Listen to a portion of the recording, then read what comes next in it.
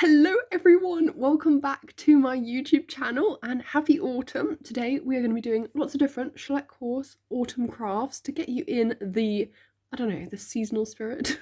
It's going to be loads of fun. I'm going to timestamp the individual crafts down below if there's a specific one you want to look at. And yeah, without further ado, let's get started. Alrighty, welcome to my desk. And as you can see, it is quite a chaotic place. We have lots of exciting little things. And yeah, we're going to make something out of this for Schleich horses. So let me sort of tidy this up because we don't need all of this stuff right away. So let's just get out what we need first. Okay, so that is looking much better. We have got the tray of clay things here. We've got 4 little horses here. These 3 have just arrived and I absolutely love them. Those 3 came with Evangeline down there in the stable. So yeah, they all came together and I am in love with them. Anyway, let's get on with the craft. The first thing we're going to be making is some clay pumpkins. As you can see, I've had a go at making quite a few of them. So yeah, I'm just going to talk you through how to make some like this. So yeah, I've got my pack of clay here. You're just going to want to grab a little ball of this. Like, however much you feel is appropriate. You know, you could make a giant pumpkin like this one, or you could make a tiny one. I think this is the smallest one I've made. And yeah, because they vary in size a lot. So you can mix it up and you're going to want to roll a circle, like a cylinder kind of shape. And yeah, it really doesn't matter. It doesn't have to be perfect because pumpkins are not all, perfect. Then you're going to want to take some scissors because we're going to make some indentations in the clay ball to make like the grooves of the pumpkin. And yeah, you can use scissors. I'm using scissors because, I don't know, that just seems like a standard item a lot of people have. But yeah, you can really use anything for this. It doesn't matter. And I'm going to be using like the flat edge of the blade, like the side of it, so it doesn't make a sharp cut in the clay, and just sort of press it in so you get a nice smooth groove instead of a flaky cut.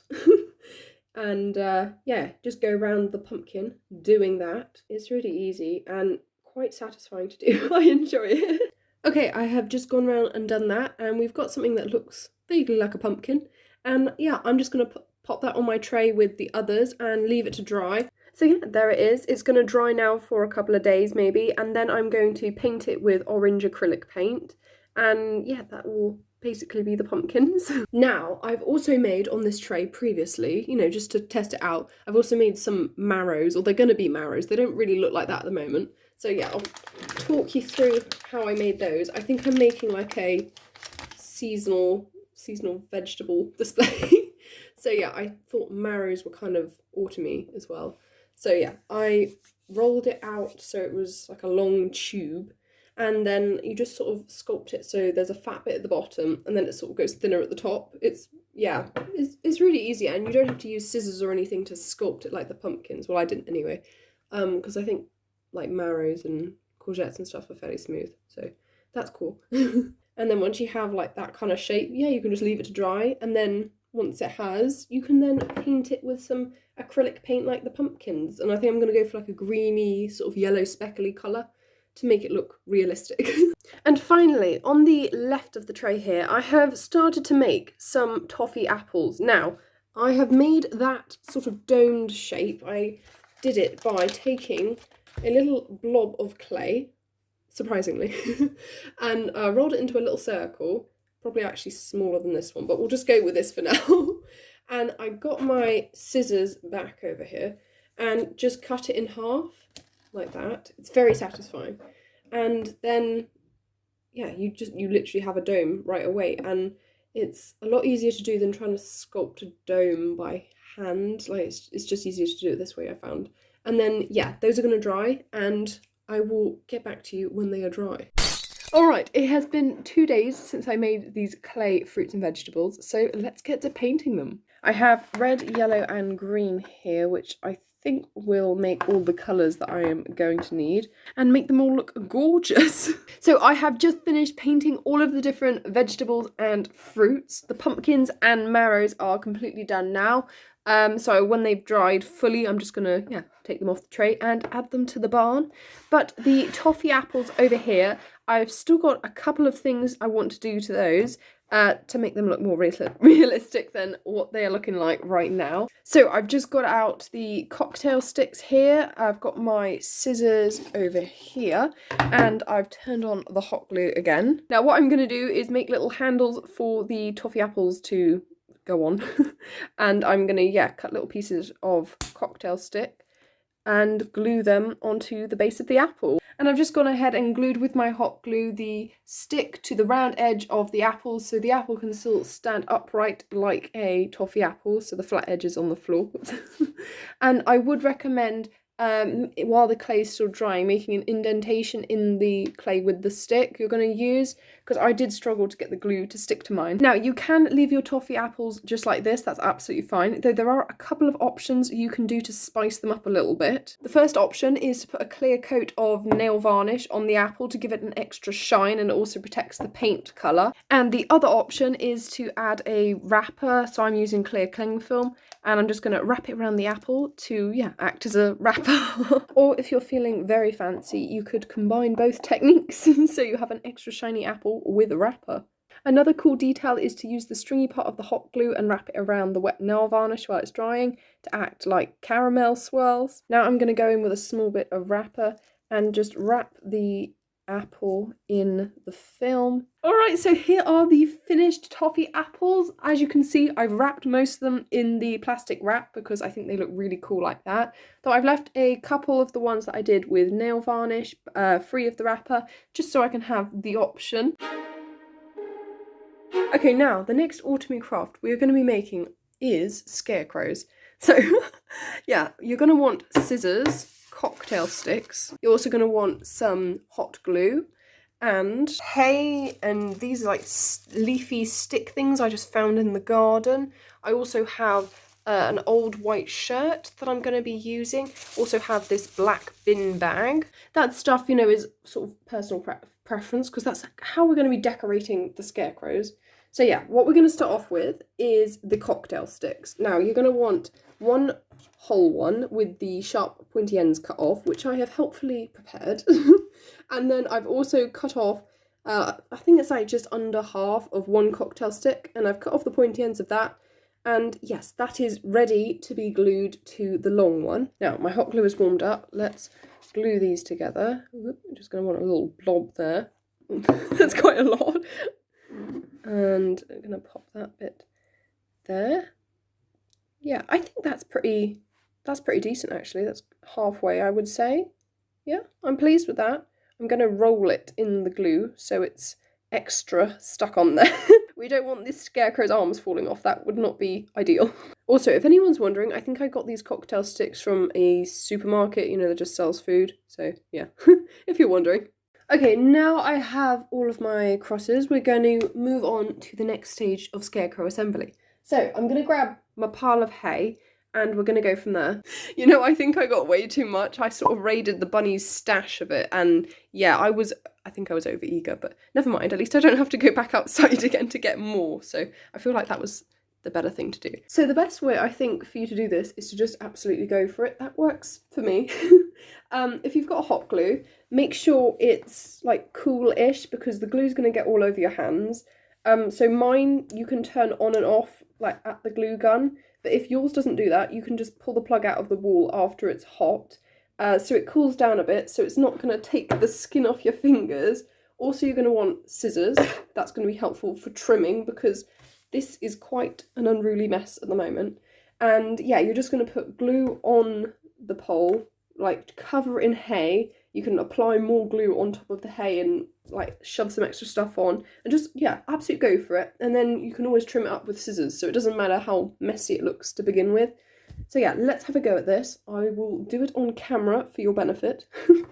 And I am going to start with this long bit here. Just going to shove a load on there, grab this pile, and bam, we are starting with the hay. I think I also like to twist it. It gives a sophisticated shape, though I doubt you'll be able to see it once I've finished, so there's not much point probably. Yep, that's sticking. It's looking good. I'm going to grab my scissors and trim off all of this excess stuff because you want to be able to still see the bottom of your pole so you can, yeah, stick it in the ground or whatever. Also, I think it makes it look more realistic, having the pole at the bottom. Okay, I'm just getting rid of all of those things, and I'm going to stick some more glue on the back of that and go back to my hay pile, grab a chunk more, which is hard to do with one hand, it's all stuck together. And yeah, I'm going to whack that on. Whoa, that's a huge amount. Yeah, that's definitely going to fatten it up. If you have the opportunity to do this outside, I would kind of recommend it because this is quite messy. Cut that off. We're starting to get there. Also, if you have any big bits in your hay like this that are going to sort of mess with the scale because it looks like a log like on Schleich scale, just pull it out. Honestly, it's not going to help you. This is so much fun. I love making these. Okay, I'm going to do the arms section now. I'm going to spread some over that. Grab some of this hay and stick it across. We'll start doing that. I'm going to need to seriously trim after this. I can't see the original structure. Where are the cocktail sticks? I have left the one up here, the head piece thing. I've left that free for now because there are going to be some options later for what to do with the head. So you want to leave that open. How long this guy's arms are at the moment.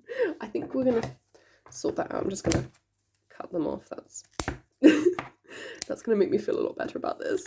Okay. I'm just trimming it back to the original cocktail stick in length so everything looks proportionate. I am literally covered in hay behind the camera. Alright, and finally, after 9 minutes of struggling, we have the body of the Scarecrow. And yes, I love it. It is so cute and hairy.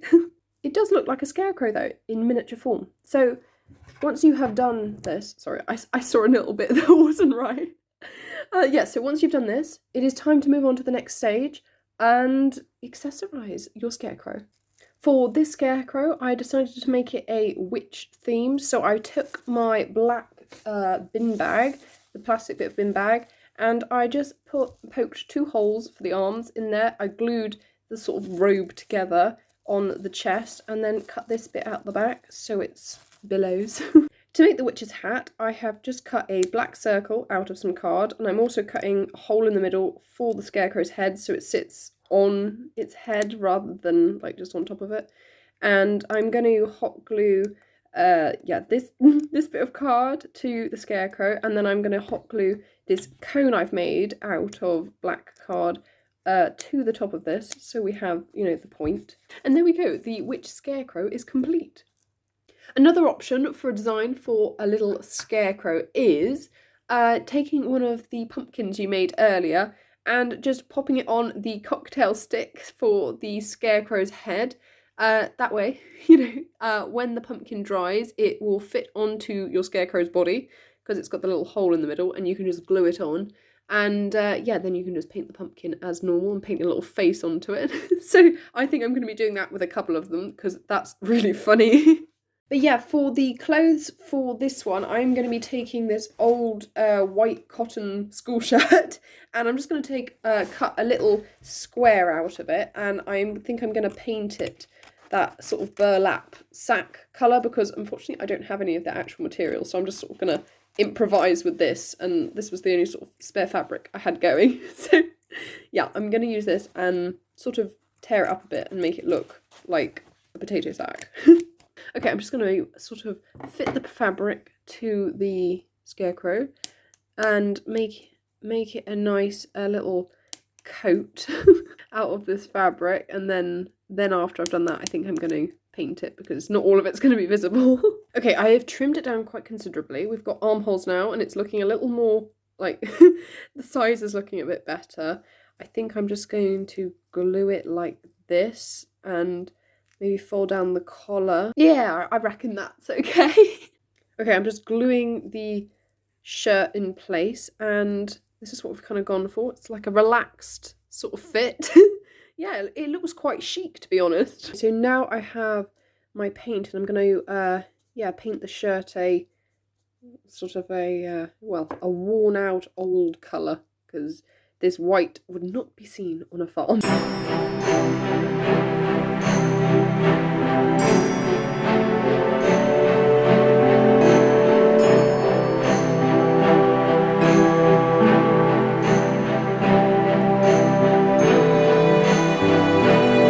So yes, that is the jacket. It now needs to dry. I've added some, you know, different tones of brown in there, but it looks very worn and yeah, like scarecrow clothes. So I'm going to decorate the other two in a similar way, like added some funny clothes, and I also need to add heads. But yeah, that is the scarecrow tutorial. I hope you enjoyed. Okay, the last craft I have for you today is a very straightforward one, and one that only needs 2 supplies. So it is this.